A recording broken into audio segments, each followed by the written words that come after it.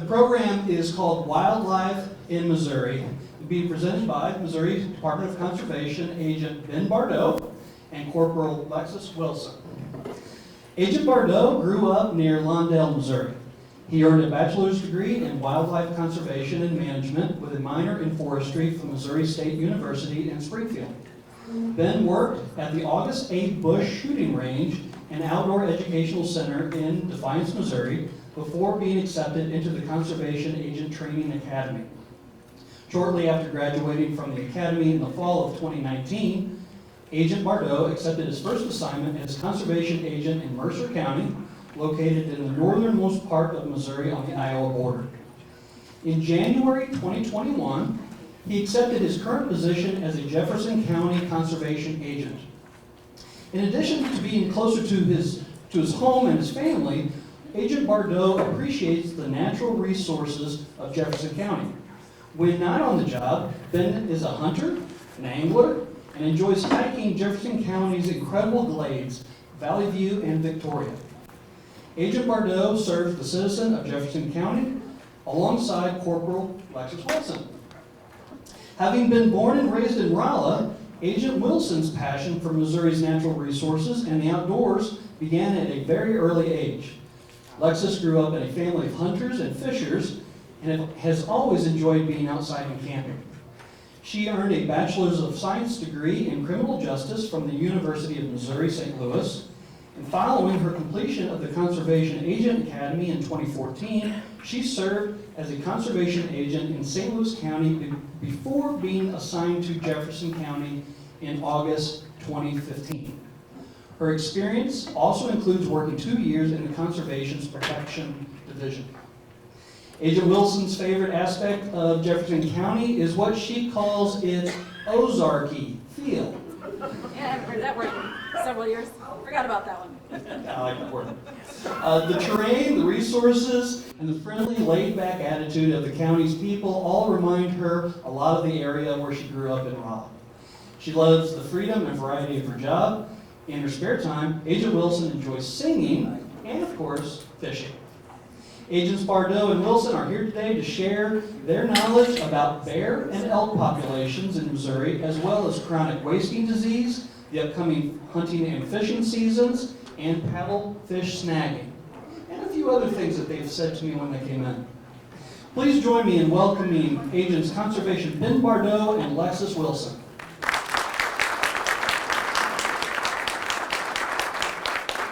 Good morning. It's probably afternoon by now. This is a really big turnout. This is really exciting. And it is our absolute pleasure to be your conservation agents here in Jefferson County. So, my partner Ben made this beautiful presentation, and don't have high expectations. it's going to be great. And so I spent a lot of time talking, and so I'm going to hand all of the microphone over to Ben for a while, and I'll jump in there when I'm needed. All right. Can everybody hear me all right? Awesome. So as Lexis said, and our host, I'm Ben Bardot. I'm one of the agents here in Jeffco, and as I said, do not have high expectations of this presentation.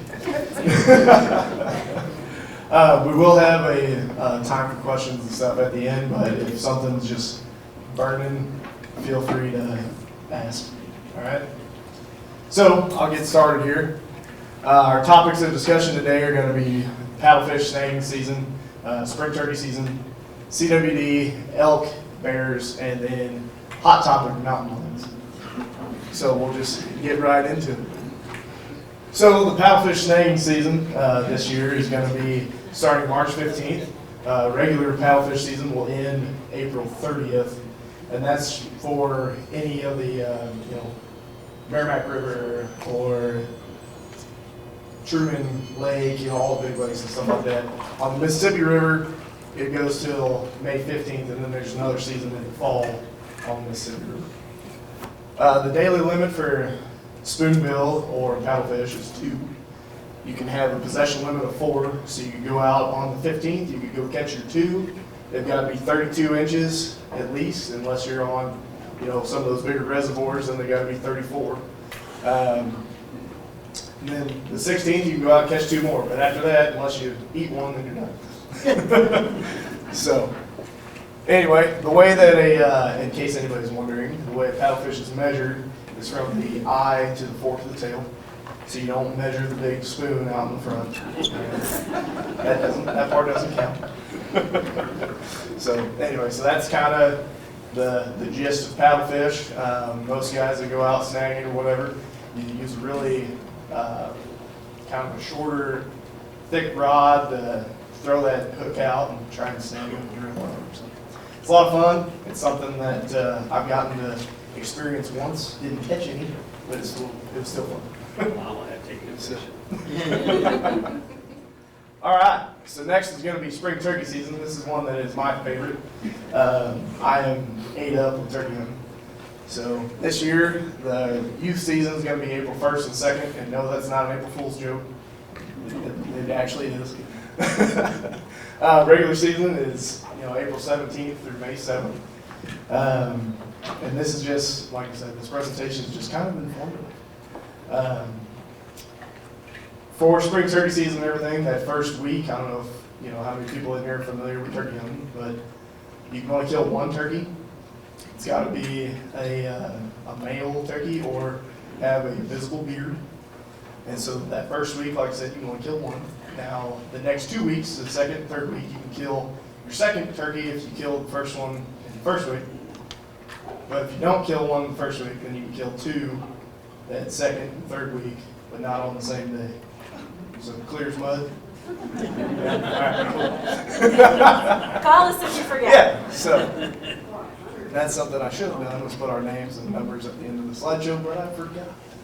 All right, so, but like I said, turkey season is something that I've only been doing for, I don't know, 6 or 7 years now. I got into it a little later, but it's something that I love. Just something about hearing a turkey gobble up on the roost is just fantastic. So, get your heart going. Yes, ma'am. What happens if you don't kill the male and you kill the female? Well, if you accidentally shoot a hen, whenever you're trying to get a gobbler, call one of us. Being honest and telling on yourself is better than me finding out later. So. Well, what's the penalty? Well, so if you kill a hen and you check it in and everything, then there's a citation that comes with that, because the hens are nesting and everything in the springtime, and so with the turkey population being kind of low, I mean, it's not great right now. We don't want any hens being harvested in the springtime whenever they're on nests and trying to get those bolts hatched and everything. So you want to add to that? Yes, I'm going to stand next to you. Since you have Yeah, this sure. over here. So if you do, and this is kind of with everything, just about everything. How many of you in here are parents? Okay, so how many times have you told your kids, hey, if you do something wrong and you come and you tell on yourself, everything's going to go a lot smoother, right? So generally speaking, if you call me and say, hey, Lexis, I messed up, I killed a hen turkey in spring turkey season, there's a good chance that I'm going to probably take that turkey from you and maybe donate it to a needy family, but there's a really good chance that you're not going to get a citation for that. Whereas, like I said, if you don't call me and tell me, That's a different story. yeah, then we have words. So, all right. So the next thing I know everybody is wondering about is chronic wasting disease, or CWD. CWD is a neurological disease in deer that it takes about 18 months for that disease to actually kill a deer. So whenever that deer contracts that disease, 18 months later is whenever they would actually die from it. Sick deer that have CWD typically are very, very skinny. They can't really get around very well, can't lift their heads up, they're very lethargic. I was going to put a picture on here, but I couldn't find it. So, we get a lot of phone calls about sick deer and everything, and people are very concerned that it is chronic wasting disease. Most of the time it's not, but it could be one of these days. We're getting more and more cases every year. This year, since July 1st of 2022, there's been 78 positives throughout the state. Jefferson County was 5 positives. Franklin County has been 17 positives, and that's quite a few. And that's mostly from opening weekend of rifle season, mandatory sampling weekend. So I don't know how many people deer hunt, but that's whenever we do that. St. Genevieve County, I threw those 2 in there because it's close. 13 positives, and that also was from mandatory sampling weekend of rifle season. And then St. Francis County actually had 1 positive this year, and it was their very first one. So that's kind of heartbreaking to see that it is kind of spreading a little bit. So in last year, there was 1 positive in Washington County. What's it caused from? It's caused from a prion. It's a protein prion that goes through. I pointed at the head because a lot of times it affects the brain and everything. But like I said, it's a prion. It goes through, and it's transferred through bodily fluids. So deer groom each other, touch noses, stuff like that. It's pretty bad stuff. Now, we're fortunate, Missouri, we have not had any acute chronic wasting disease symptoms, and what acute would be is you see a sick deer and it's got CWD. Sick deer calls that I've gotten, if that deer, most of the time it's been hit by a car, something like that, but if I do think that deer might have, CWD or epizootic hemorrhagic disease, which is AEHD, I will take a sample from that deer, and just like we do opening weekend, so I'll take the lymph nodes out and stuff like that. So, currently, our targeted culling is going on, and that is, it started January 15th and runs through March 15th, or started January 16th, the day after archery season. And that is a program that we are doing where we are going to private landowners' properties with their permission. They're essentially telling us, yes, we want you to come here and cull deer. So we're going out, we're shooting deer to test them to try and get, essentially with CWD, the only way to stop the spread or get the spread to be less is to thin the herd out, because the more deer you have, the more it's going to spread. And different states have not done anything about it. Wisconsin is one that it just blew up, and they're deer with CWD that are acute. They have a high prevalency. Yeah, they're about 50% of Wisconsin's deer population has chronic wasting disease. So it's pretty scary stuff, and it's definitely something that I want to try and combat myself. So my grandkids have deer to kill. So yes, sir. Does it ever affect livestock? There hasn't been anything so far that says it will transfer to livestock. I know it's compared to mad cow disease with cattle, and then scabies with sheep. So there are similar diseases in other animals, but as far as we know and as far as studies go and everything, it does not transfer. So. Human consumption. So I was going to get to that. So human consumption. We do not advise that you eat any deer meat that is tested positive for CWD. The reason for that is we don't know what it will do. We don't know if it'll transfer to humans. There's been studies, but they've been shown to not be legit studies. So my sole advice is don't eat it. Now, some people are like, you're full of it, I'm going to eat it anyway. Well, it's your choice, you can do what you want. I will not be eating it, I will not be feeding it to my family. So, take it from us. It's just something I'm not going to do. Like I said, everybody can make their own decision. So, yep. All right. Do you want to touch on the free Yeah. you want to talk about the Yeah, so Lexis just brought up a good point. Chronic wasting disease being spread by bodily fluids, touching of noses, stuff like that. A big contributor is when deer all gather in one spot. Well, whenever deer unnaturally gather in one spot, typically there's a pile of corn laying there, or there's a mineral block, or something like that is attracting them. There's an attractant that all those deer come to that one spot. Well, more deer coming to one spot means more touching noses, more possibly transmitting CWD. So that is why Jefferson County, St. Genevieve County, St. Francis, Franklin, all the counties around here are no bait any time of year, not just during deer season. Now, if you have deer that are out around the house and you like watching them, it is still legal. I don't like it, but it is still legal to have an attractant or cord or something out within 100 feet of your house. So it is still legal to have it within 100 feet of your house. You can't hunt over it or anything, but we really don't want people having, corn and stuff out. Okay, with that there, I got a question. What's the difference than a person having corn out than a person putting a 100-foot by 100-foot food plot in and able to hunt over it? Right. So the reason I ask that question is because I watch a lot of hunting movies. Yeah. And I'm watching these people feed these deer, and they're getting these racks that's this big, and they're making whole tons of money on it. But it's legal to hunt over a food plot, but not over a pile of corn. They're still coming to the same spot. Right. So the question was, why would it be illegal to hunt over a food plot versus a pile of corn? Well, for that, food plot is typically more spread out. That pile of corn is centrally located. That's where they're all coming, right there. If you watch in a food plot, typically deer aren't all congregating in one spot.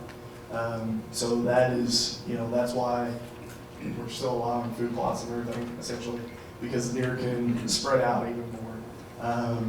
And agriculture, we're not going to be able to combat anybody planting a cornfield or soybeans or milo, all that stuff. So I grew up on a farm. I know. Yeah, It's I hunt over cornfields. yeah. And I hunt over bean fields. I hunt over that. Right. But when you're watching people on TV making millions of dollars over hunting over food plots. Well, and the people on TV aren't always right. Right. Oftentimes there's a pile of corn on the camera. Yes, ma'am. Are these deer checked at the check-in stations for these diseases? Yeah. So whenever, so what I was talking about are our mandatory sampling and everything of deer. That is opening weekend of rifle season.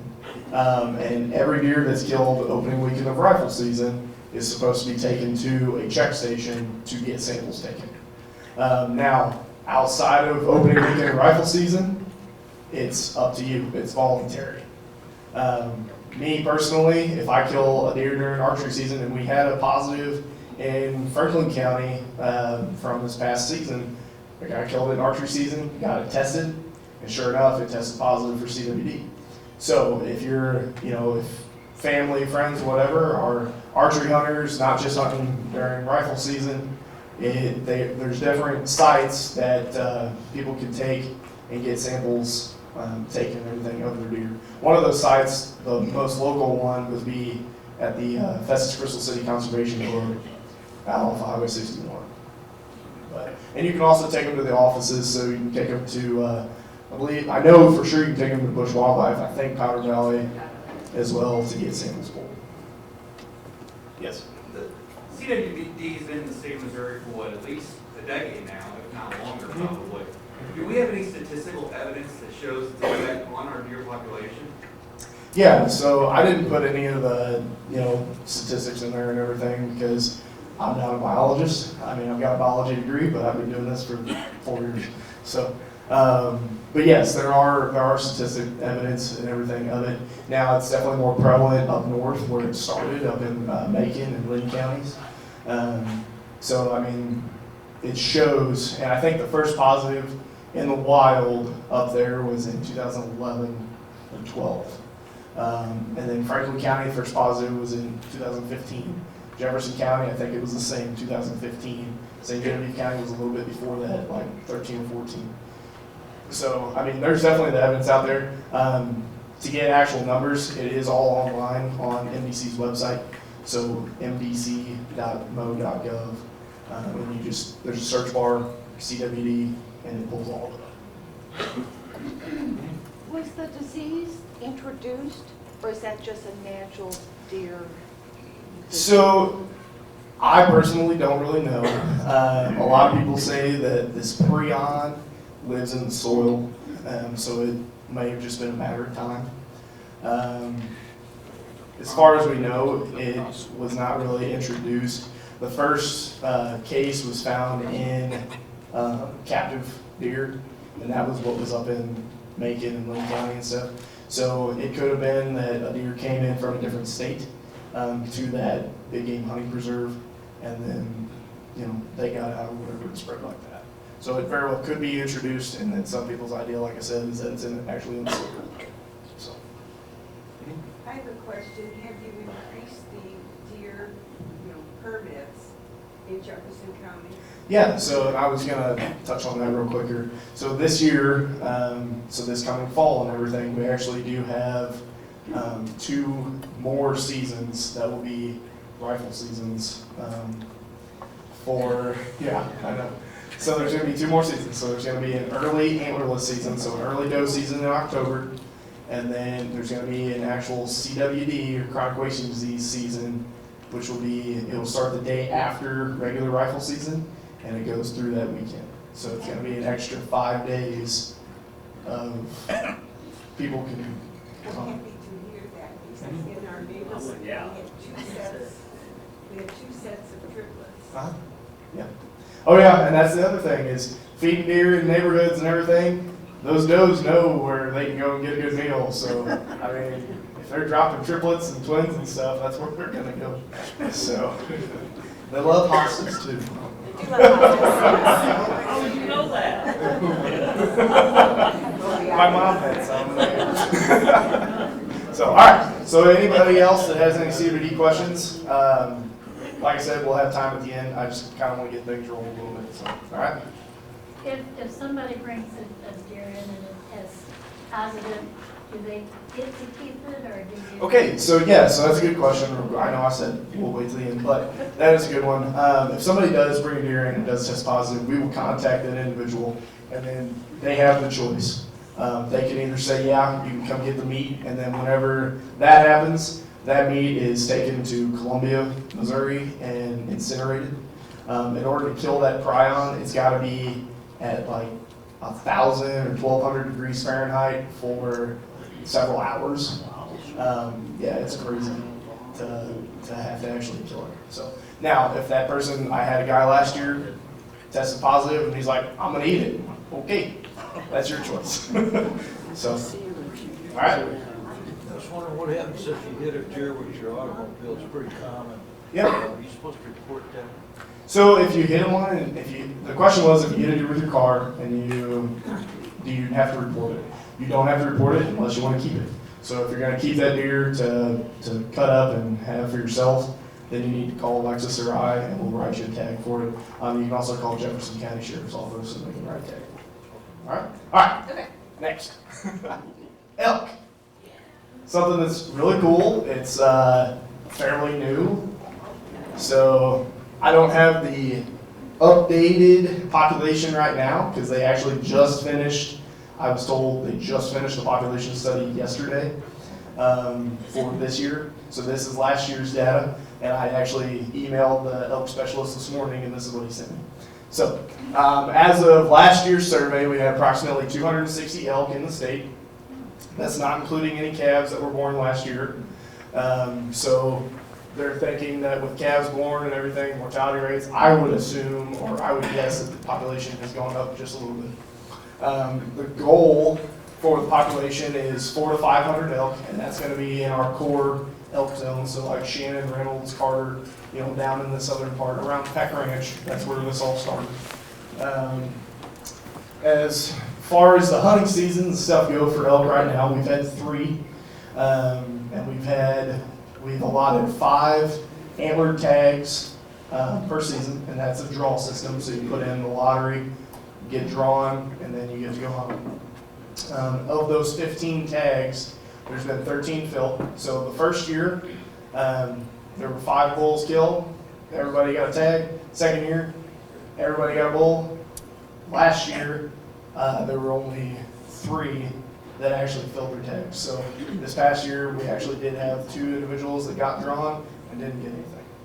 Which, That's sad, but at the same time, it's hunting. That's not You don't call it killing, it's called hunting. So, as far as all of that goes, the individual that I emailed this morning actually told me that if the population gets to, a good point and everything where we want to keep it around, then we will actually start looking at allotting tags for antlerless elk as well, so for cow elk. We're not at that point right now by any means, but eventually and hopefully we'll get to that point, because that would be a tremendous opportunity as well. Not only to be able to harvest the bull, but also to be able to harvest cow. So. How do you do a population?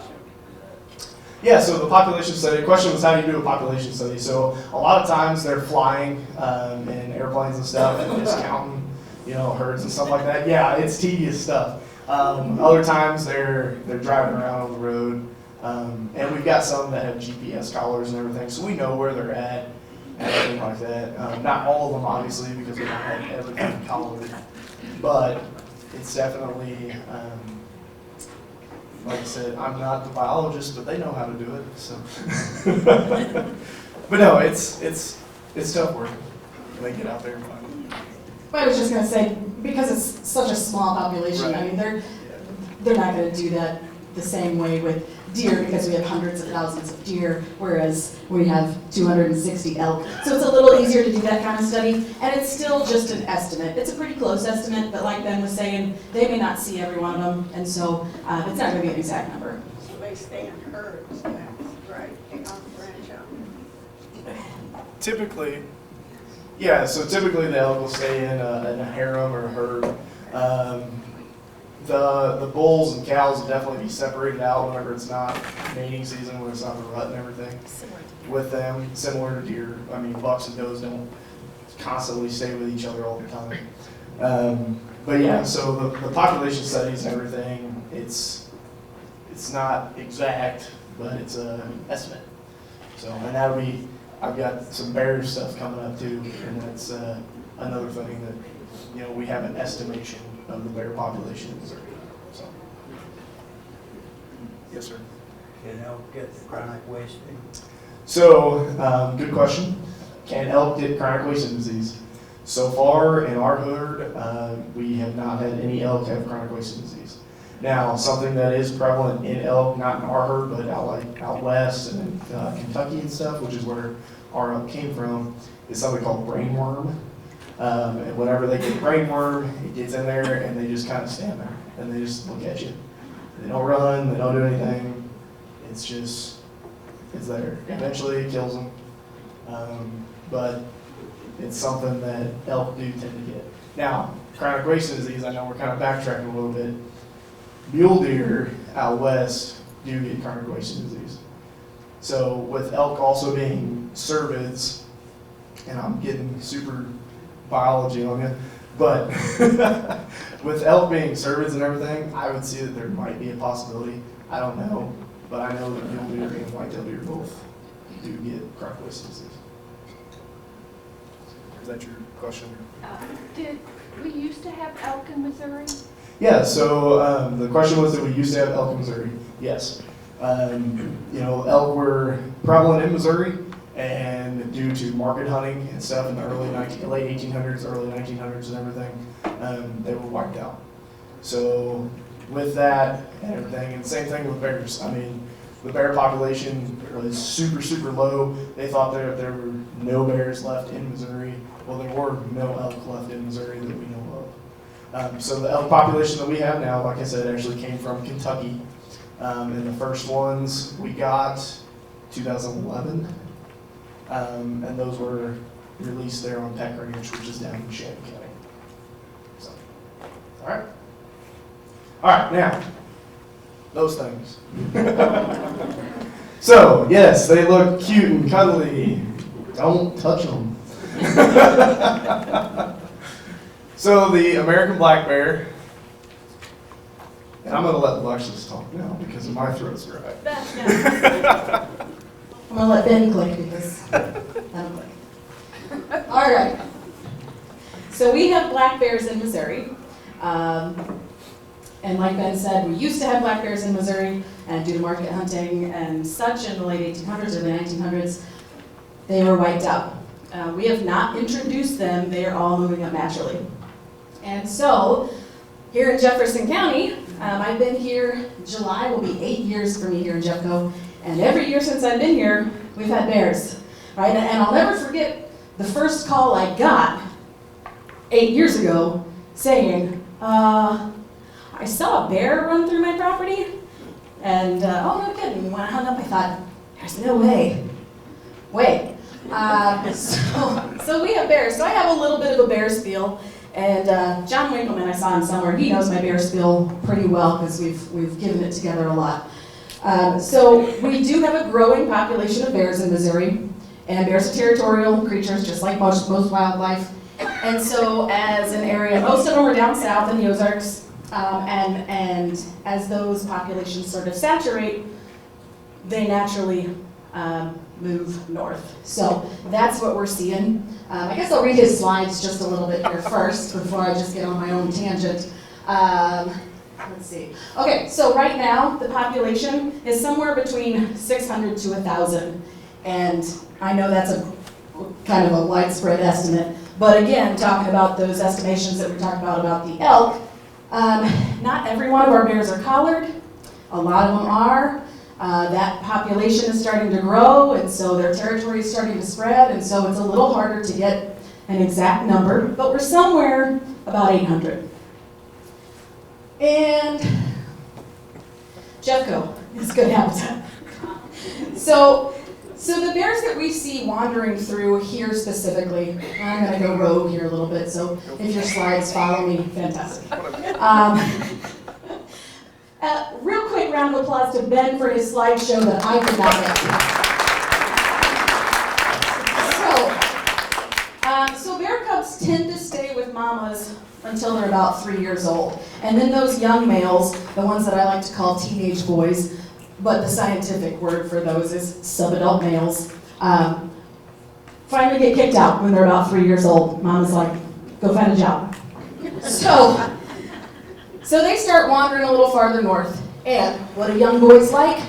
Easy meals and girls. Easy meals and girls. Easy meals being number one. And so you probably know that here in Jefferson County, the bears that we have been seeing have been in some of our kind of rural subdivisions. And the reason is easy meals. So I like to think of a bear as a really big raccoon with bigger teeth, bigger claws. So anything that a raccoon would eat, a bear would eat. Now these are black bears. We only have black bears in Missouri. Black bear is a species, not a color, and so it could be blonde, cinnamon, light brown to dark like that one. You know, they may have markings like this one's got some cinnamon on its chest, a little cinnamon on its nose. They can all look different, but they're all black bears. We don't have any brown bears, grizzly bears, that kind of thing here. So, in a subdivision, the subadult males are wandering through. They're following wooded areas along a watershed of some sort. You know, near a river, and we've got a lot of that here. So, that's what makes Jefferson County good habitat. And we leave our dumpsters out. We feed the cats on the back porch. We feed the hummingbirds. We feed all the stray everything. What do you say? Feed the regular birds. Feed the regular birds. And black bears, especially those subadult males, find those to be really, really attractive meals. And so if you haven't heard me say yet, in the springtime, when bears are starting to get more active, now black bears don't hibernate solidly in the true sense of the word hibernation, but they do go a little dormant. So in the springtime they become more active, and that's when they're going to be wandering through. So around that time, if you can keep your dumpsters in a shed, in a garage, buckled down with straps, they're very strong, they're very nimble, and they can fit into a lot of things. If you start hearing of a bear in your area, take down your hummingbird feeders for a few days, quit feeding the raccoons on the back porch for a few days, take down your squirrel feed, your bird feed. until you no longer hear about the bear in your area. And so once a bear gets one of those easy meals, he's going to remember it and he's going to want to come back. So we have a sad little rhyme, and it's a fed bear is a dead bear. I think it's in here. Is it in here? Oh, ta-da. So that's kind of a population Population, there you go. right there. Typically below I-44. Typically below I-44. Every once in a while they get on the other side of it. But a fed bear is a dead bear. So I want to see our population continue to grow. I want to continue to get Jefferson County to understand that we can coexist with bears nicely, and we're doing a pretty good job. But remember to keep, when it's spring, early summer, take those food sources away, and then it won't be a problem. Black bears are pretty docile by nature. I don't want you to challenge them, but they're pretty docile by nature. If you see one out in your backyard, don't run from it. If you want to bang pots and pans at it, or if you come up across one, calmly but firmly make yourself big, hands over your head, clap your hands, hey bear, because they're really, they're skittish creatures and they don't want to be near us. They don't want to be startled, and that's when sometimes they can become aggressive, is when they're scared. So if you can let it know you're there in a calm fashion, generally they'll turn tail and walk away pretty quickly. Okay. You're kind of going with it. Look at that. We've done this one a time or two. Yeah. Yes, back away, don't run, raise your arms, look larger, give the bear an escape route. So, make sure that you're not standing between the bear and it's only way away from you. Okay, and so these are some of the bear behaviors during encounters. So if a bear stands on its hind legs, a lot of times if you don't know much about bears, that can seem really intimidating and that can seem like aggressive behavior, and it's not necessarily. Most of the time when they stand up on their hind legs, it's because they want to get a better vantage point. They want to be able to smell what's going on. They want to be able to see better what's going on. Climbing a tree, they do that a lot when they're scared and they're wanting to get away from someone. A couple of years ago, there wasn't an agent down in Washington County, and there was a bear in Potosi, and they called me down to, I'm not sure, babysit it. And so the problem was, all the townsfolk were just huddled around this tree, and they're like, the bear won't come down, what do we do? Go inside, please. Leave it alone. It'll come down and it'll run off. It's up the tree because it is scared to death of you. And remember, I told you, it's probably a young, scared little boy. So just leave it alone, go inside, and it'll run off. So jaw popping, huffing, slapping the tree to the ground, those can be the beginnings of signs of aggression. I started to try to make the noise, but I'm not going to do that. Anyway, you'd know it if you heard it. It's literally a jaw-popping sound. And that's a, hey, you're too close, please leave me alone, please back up. And then bluff charges. This, I'm sure, if I saw it in person, would probably scare the pants off me. But, got it. But sometimes they're just that. It's just a bluff charge, and it is an intimidation tactic to get you away from it. Okay, I'm going to give this back to you for season details. That'll work. All right, so really quick, this year's bear season has not been set yet. We have had 2 bear seasons so far. This will be the 3rd year of having a bear hunting season. Now, the last year there were 400 tags allotted for the bear season with 40 bear quota. So we didn't come anywhere near that, obviously, because last year we killed 8 bears, and I say we, the hunters, I didn't get it. And then the year before that, which was the first year, there were 12 bears that were actually harvested. Most of those are going to be down south of Springfield, because that's where the heavier population is. So, mountain lions, last thing. All right, so everybody probably knows there was a mountain lion over in Franklin County in Bill Ridge last month, or earlier this month. 2 weeks ago. It was like 3 weeks ago. 3 weeks Anyway, ago. either way, days mixed together. Anyway, that mountain lion was confirmed to be an actual mountain lion. It was hit on the road on Old 100 in Bill Ridge. Nobody could find it. Afterward, it got up and walked away. How it got up and walked away, I have no idea. But it did.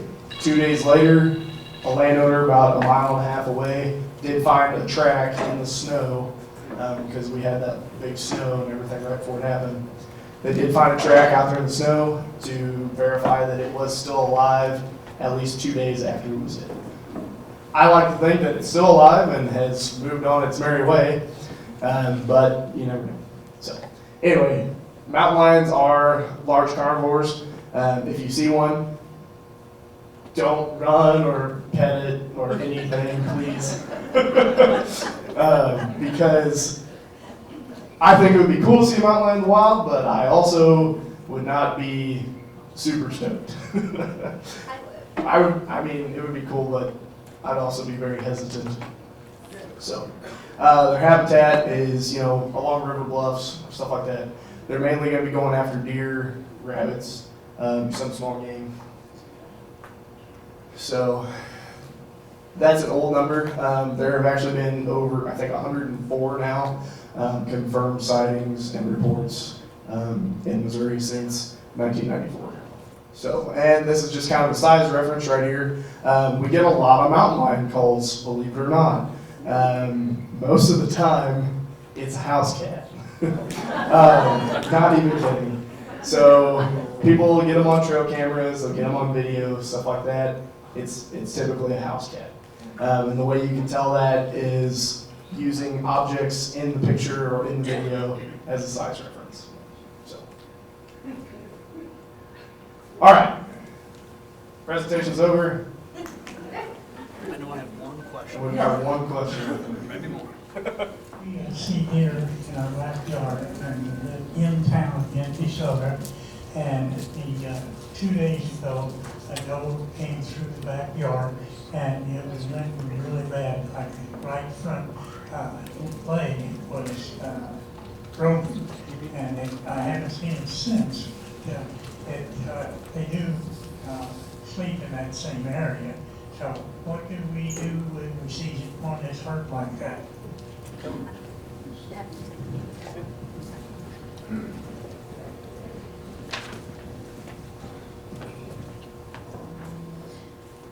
That's a really great question, and I get that one a lot. So the way I like to explain it is we are very big-hearted humans, and we don't deal well with injuries. Wildlife does not operate that way. So if she's up, around, getting up and running off, feeding herself, she has a high chance of living a long, happy, healthy, breeding life on 3 good legs. And so if you see a deer that's got a broken leg, even though it might hurt your heart a little bit, she's probably going to be just fine. Now, if you see one that's been hit by a car and has a broken back or something, and you've seen it for over 24 hours, and it hasn't been able to get up after that time period, then give us a call and we'll work it out from there. Anybody else? I will. What about 1 second. We've got one in the back. Hold on 1 second. Ugly pigs, yeah, we got one. Oh, ugly pigs, yes. Can't believe we didn't bring that up. Have you heard of any increase in the tick bite alpha galactose allergy from the deer carrying ticks in Missouri? I have. The quick answer is no. I don't know.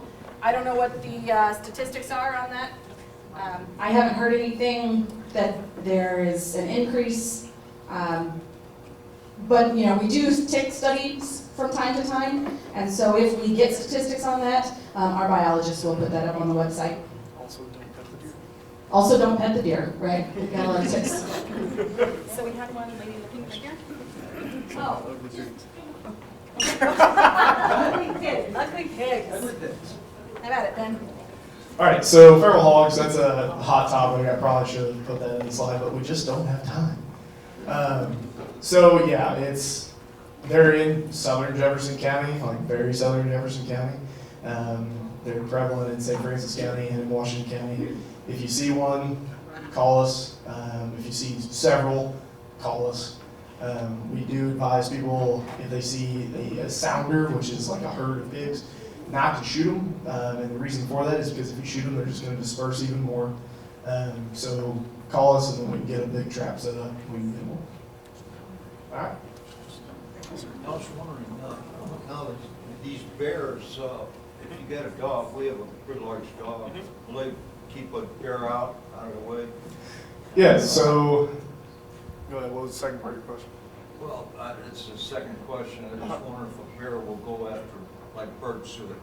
Okay. Yeah, so the question was if you with bears around and everything, if you've got a larger dog, do you think that the dog would be able to scare the bear away? Yes, absolutely. People are very concerned about bears in their backyard and their dogs and everything, and I get it. I've got a dog. And bears are not going to attack your dog unless that dog is attacking them. They'll move out. Yeah.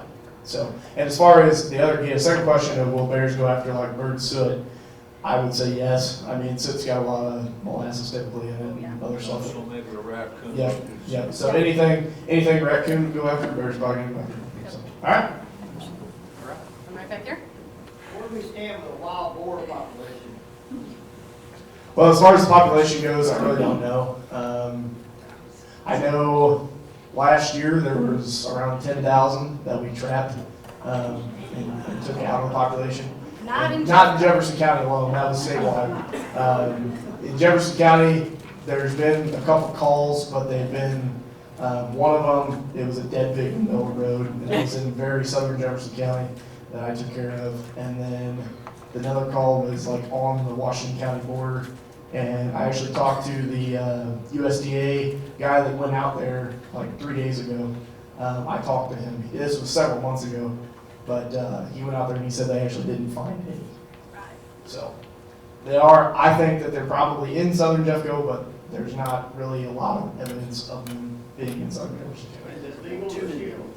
On private property, it is legal to shoot. Yes. Now, public property, you cannot actually go out and hunt them, but you can take them if you're out like deer hunting or something like that. So, all right. How to contact you?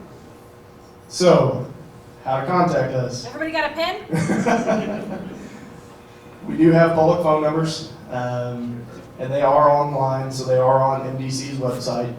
If you go on mdc.mo.gov, there's a search bar, put in local contact. You can scroll down to find Jefferson County, and then both of our names and numbers are listed right there. And if you've got a pen and paper and want it, my phone number is 314-954-5697. I've got that on me at all times. And then Lexis. I also made a little stack of cards here. If anybody's writing, mine is 314-696-9425. One more question. Oh, right here. Okay, so I have woods next to my house, and there's an private individual that has woods behind my house. And what is the rule regulation as far as, because I see them hunting just 100 yards from my back door on their property, but they're shooting up and everything. So is there a rule how far they have to stay away from a residence? I don't love this question. Short answer. John's laughing in the back. The short answer is no. There is no statutory limit. I get a lot of calls, hey, so-and-so is my neighbor and he is sitting on my fence line. Is he on his property? He's on his property. Okay. I'm sorry. Now, once he crosses over onto your property to retrieve a deer and you didn't give him permission, then he is trespassing, and we are the ones that you're going to want to call to help you handle that. Okay, because he's got the tree thing. Mm-hmm. Tree stand. Thank you. Right there on the property line. It's frustrating. Yeah, and it's facing on property that I do not own. Mm-hmm. Little old lady in Arizona owns it, but children play in it, and he's trying to shoot deer. Right. I'm also always happy to have conversations about safety with people. But as far as a statutory regulation that says, or, a statute that says he can't, Right. there's not one. Okay. So if you see him shoot the deer on the other person's property, you can call them. Once he steps foot I'm over more worried there. about the kids getting shot. Right. I don't care about the Thank you all very deer. much for coming, and I'm gonna hand this over.